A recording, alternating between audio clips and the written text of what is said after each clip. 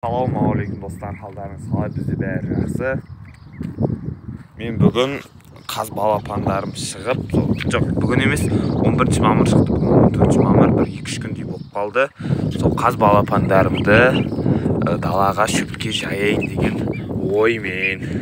Қастарында шыбыштарымды жайылып жүр. Міне шөп жесін. Дала бүгін жылынды, 23 градус плюс. Осы достар. Мына ақ қазымның несін кішкене шұқып жіберген нелер, қаздар мына өздері.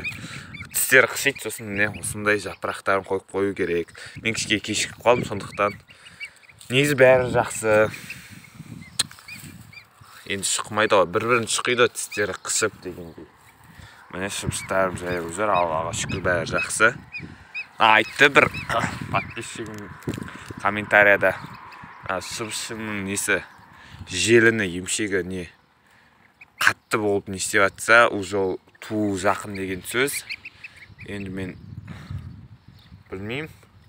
Негізі қатты бір-екі аптада туып қалу керек бұйырса.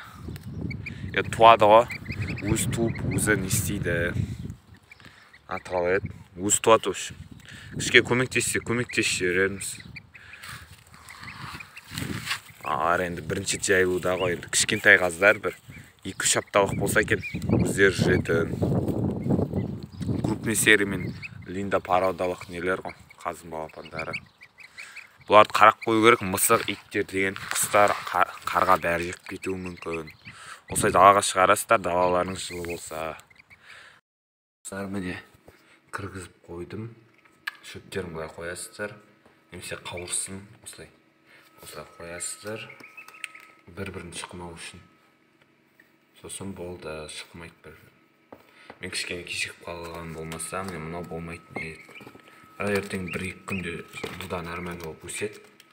Бұлай старт жемдерін салып қойдым. Суы таза, светі жанып тұр. Дала 23 градус атырауда жақсы. Егерде видео ұнаса, қош сау болыңыздар. Каналға тіркеліп, лайк басып қолдап кетсеңіздер рахмет. Осы